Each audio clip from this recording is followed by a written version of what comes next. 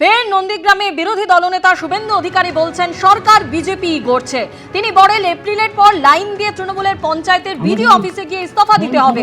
গোটা বাংলার মানুষ বলছে নন্দীগ্রাম ঠিক, এরা মুখ্যমন্ত্রীকে প্রত্যাখ্যান করে আমায় গ্রহণ করেছে। নন্দীগ্রামে গিয়ে বললেন বিরোধী দলনেতা শুভেন্দু অধিকারী। এপ্রিল মাসের পরে লাইন দিয়ে তৃণমূলের পঞ্চায়েতদের বিডিও অফিসে আর ডিএম অফিসে গিয়ে রেজিগনেশন করতে হবে। 17 সালে ত্রিপুরার মতো। সরকার বিজেপি করছে, লিখে রাখুন। আর সরকার বিজেপি করার পরে এপ্রিল মাস তো আর 2 মাস, তারপরে দেখবেন পরিষ্কার। আমি আপনাকে বলছি নন্দীগ্রাম 21 সালে যেটা বুঝেছিল আজকে গোটা বাংলা বুঝছে। গোটা বাংলার লোক বলছে নন্দীগ্রাম ঠিক। এরা তো মুখ্যমন্ত্রীকে ফেলে দিয়ে আমাকে গ্রহণ করেছে। এরা অনেক কিছু পায়নি, পাওয়ার আশাও করে না, কিন্তু শান্তিতে রাখার কাজটা অন্তত আমি করেছি। এই যে খেলা মেলা নিজেরা চাঁদা তুলে সব মিলিয়ে একটা ধর্মীয় অনুষ্ঠান করছে, প্রসাদ খাচ্ছে, পায়েস খাচ্ছে, পুজো দিচ্ছে, প্রণাম করছে, মাথায় সিঁদুর, নাম হচ্ছে, সংকীর্তন হচ্ছে, ভজন হচ্ছে, এই যে আনন্দের মধ্যে আছে। এইটা হচ্ছে এখানকার বিধায়ক শুভেন্দু অধিকারী আছে। গরিব মুসলমানদেরকে ঠকিয়েছে। যত সুযোগ সুবিধা আছে, সুযোগ সুবিধা সুফিয়ানরা নিয়েছে, সাউদ্দিনরা নিয়েছে, কোনো গরিব মুসলমান পায়নি।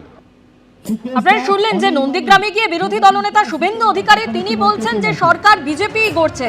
গোটা বাংলার মানুষ বলছে নন্দীগ্রাম ঠিক, এরা মুখ্যমন্ত্রীকে প্রত্যাখ্যান করে আমায় গ্রহণ করেছে। পাশাপাশি তিনি আরো বলছেন এপ্রিলের পর লাইন দিয়ে তৃণমূলের পঞ্চায়েতের ভিডিও অফিসে গিয়ে ইস্তফা দিতে হবে।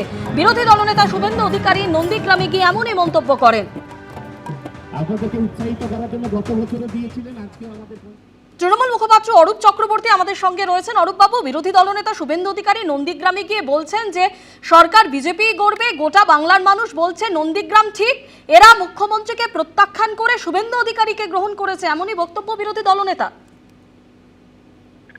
দেখুন, কেউ যদি স্বপ্নে পোলাও খায় তাহলে ঘি বেশি ঢালতে ক্ষতি নেই। ও 1 কেজি চালে 5 কেজি ঘি ঢালতে চাইছে, অসুবিধা নেই। কিন্তু বাংলার মানুষ দেখলো কদিন আগে হয়ে যাওয়া নন্দীগ্রামের সমবায় নির্বাচনে বিজেপি গোহারা হয়েছে। আর দ্বিতীয় কথা, নন্দীগ্রামে কিন্তু বিজেপির পঞ্চায়েত আছে এখনো বেশ কয়েকটা। সেখানে কিন্তু তৃণমূল তাদেরকে বলেনি যে তোমরা বিজেপি করতে পারবে না, তোমাদেরকে তৃণমূলে জয়েন করতে হবে। কিন্তু শুভেন্দু অধিকারী প্রকাশ্যে বলছে যে ভোটের রেজাল্টের পরে নাকি আর তৃণমূলের কোনো পঞ্চায়েত থাকবে না। ঠিক যেই কায়দায় ত্রিপুরায় 80% বিরোধী পঞ্চায়েত, তার মধ্যে সিপিএম ছিল, কংগ্রেস ছিল, তৃণমূল ছিল, রাতারাতি রাতের অন্ধকারে দখল করে নিয়েছিল।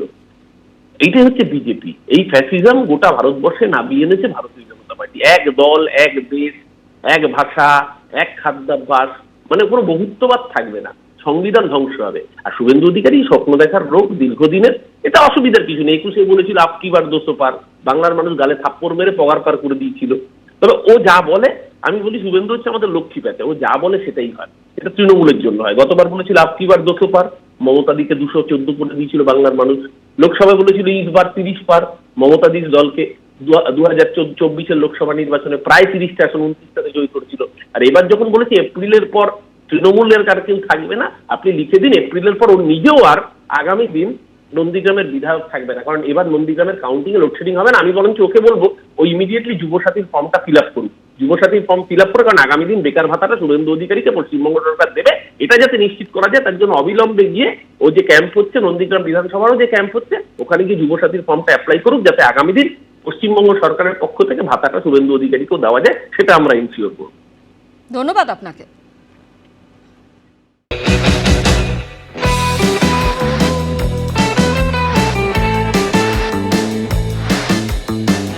গঙ্গার ধার বরাবর দাঁড়িয়ে রয়েছে এই ডায়মন্ড হারবার। না, প্রবল ব্যস্ত বাণিজ্য শহরের ঐতিহ্য ডায়মন্ড হারবারের নেই, কিন্তু তা সত্ত্বেও ইতিহাস, জনজীবন, রাজনীতি সব মিলিয়ে আমাদের ডায়মন্ড হারবার এখন আর শুধু একটা বিধানসভা কেন্দ্র হয়ে থেমে নেই, এটা একটা আশ্চর্য জনপদ হয়ে দাঁড়িয়েছে। তাই আমি আজকে ডায়মন্ড হারবার কেন্দ্রটা ঘুরে দেখব, এখানকার সাধারণ মানুষের কথা শুনবো। সমস্ত রাস্তা ঢালাই, কোনো রাস্তা আমাদের মাটির নেই, সব টিএমসি সরকার করেছে। ওই রাস্তাটা কি আছে, মেয়েদের রাস্তা কি আছে, কাদা, এক হাঁটু কাদা। আর জানবো রাজনৈতিক দলগুলির বক্তব্য কতটা পরস্পর বিরোধী। এখানে কর্মসংস্থান শেষ, কলকারখানা বন্ধ, বড় ইন্ডাস্ট্রি আসছে না। এখানে ফলতা বাণিজ্য কেন্দ্র তৈরি হয়েছিল বামফ্রন্টের আমলে, সেই ফলতা বাণিজ্য কেন্দ্রের সমস্ত কারখানা প্রায় ঝাঁপবন্ধ করে দিয়েছে মমতা বন্দ্যোপাধ্যায় মুখ্যমন্ত্রী, এটা মাথায় রাখতে হবে। যে মুখ্যমন্ত্রী এখনো খোঁজ রাখে প্রত্যেকটা মানুষের। আসুন দেখে নেওয়া যাক গঙ্গায় এই মুহূর্তে কতটা জল আছে। সরকারের তরফ থেকে কিচ্ছু সাহায্য নেই, ওই বেকার আসে চলে যায়, এইটা দেবো সেইটা দেবো, কিচ্ছু দেবেন। এখন মোটামুটি ভালো হচ্ছে, ওরা যা পাচ্ছে মোটামুটি চলে যাচ্ছে সংসার। কোনো সাহায্য করে না সরকার থেকে কোনো। আমাদের যে মৎস্যজীবী তাদের বাচ্চাগুলো গ্রামেগঞ্জের স্কুলে মাধ্যমিক পড়ে, কাজ নেই, তখন হচ্ছে ওরা জালে যেতে বাধ্য হচ্ছে। শিক্ষার মান খুবই উন্নত ধরনের আছে। এখানে মানুষের প্রত্যাশা তৈরি হয়, হতাশাও তৈরি হয়। এই প্রত্যাশা এই হতাশার মধ্যে ডায়মন্ড হারবারের মানুষরা কেমন আছে সেটা জেনে নেব।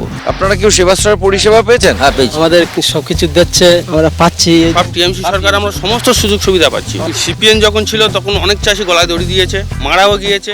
এখন বর্তমানে টিএমসি সরকার আসতে আমরা অনেক সুযোগ সুবিধা পাচ্ছি, কিন্তু বিজেপি সরকার আবার সারের দামও বাড়িয়ে দিয়েছে। নারীদের নিরাপত্তা কেমন? নারীদের নিরাপত্তা খুব ভালো। আপনাদের এখানে চাকরির বাজার কি বুঝছেন? অসুবিধার কিছু নেই, যে যোগ্য চাকরি সে চাকরি ঠিক আছে। 2011-এ তৃণমূল প্রার্থী এখানে ভোট পেয়ে জয়ী হন প্রায় 53%। দ্বিতীয় স্থানে থাকেন সিপিএম প্রার্থী, তারা পান 40%-এর কিছু বেশি। 2016-এ তৃণমূল ভোট পায় 49%, বিজেপির সেখানে ভোট শতাংশ যেটা 2011-এ ছিল 3%, সেটা বেড়ে 2016-এ হয় 7%। আর 2021-এ তৃণমূল 49% ভোট পেলেও বিজেপি তার আসন পার্সেন্টেজ বা ভোট পার্সেন্টেজ বাড়ায় প্রায় 36%। ডায়মন্ড হারবারে যে সন্ত্রাস আছে, ইভিএম এ টেপ মারা হয়, মানুষের উপর অত্যাচার করা হয়, ভোটের অধিকার কেড়ে নেওয়া হয়, সেটা তো থাকবেই। বিরোধী দল সবসময় এরকম অভিযোগ করবে, কিন্তু কি একটা কি প্রমাণ করতে পেরেছে? প্রশাসনিক পাওয়ারকে কাজে লাগিয়ে যাতে এজেন্টরা বুথে না পৌঁছতে পারে তার বন্দোবস্ত চলে। সমস্ত জায়গায় বিরোধীরা বুথ এজেন্ট দেওয়ার ক্ষমতা রাখে, কিন্তু এই সন্ত্রাসের জন্য এজেন্ট দিতে পারা যায় না। এটা তো সত্যি, তার সংগঠন নেই, শক্তি নেই, কিছু নেই, করবে কি করে? স্বাভাবিক কথা, যখন তারা সংগঠন না থাকে তখন এই কথা বলি। এখন পরিবেশটা রাজনৈতিক ব্যবসায়ীরা তাদের স্বার্থে সন্ত্রাসবাদীদের আতুর ঘরে পরিণত করেছে। মানুষ কি আপনাকে বলবে? এখানে মানুষের মুখ খোলার অধিকার নেই। আপনি যা দেখছেন, যা আপাত নিরীহ যা পরিবেশ আপনি আস্তে আস্তে দেখলেন, কোথাও কিছু নেই, শ্মশানের শান্তি বিরাজ করছে। একটা সাংসদ অভিষেক বন্দ্যোপাধ্যায়, আমি মনে করি এরম সাংসদ ভারতবর্ষে কেউ জন্মগ্রহণ করেনি। উনি ভাবছে এটা আমার নিজস্ব একটা রাষ্ট্র আলাদা, এটা রাজ্য না। এটা কি ভাবছেন? এটা কোনো সাধারণ নৌকা? এটা বৈতরণী। এই নৌকোয় চড়ে সব রাজনৈতিক নেতা পার হতে চলেছেন এইবারের বিধানসভা ভোট। কিন্তু সবকিছু চাইলেই তো হয় না, আমাদেরও তো দেখতে হবে গত 10 বছরে এলাকার পরিকাঠামোগত উন্নয়ন কতটা হলো। চলুন সেটা জেনে নিই এই ডায়মন্ড হারবারের বিভিন্ন ভোটারদের কাছ থেকে। নৌকো থেকে নামি।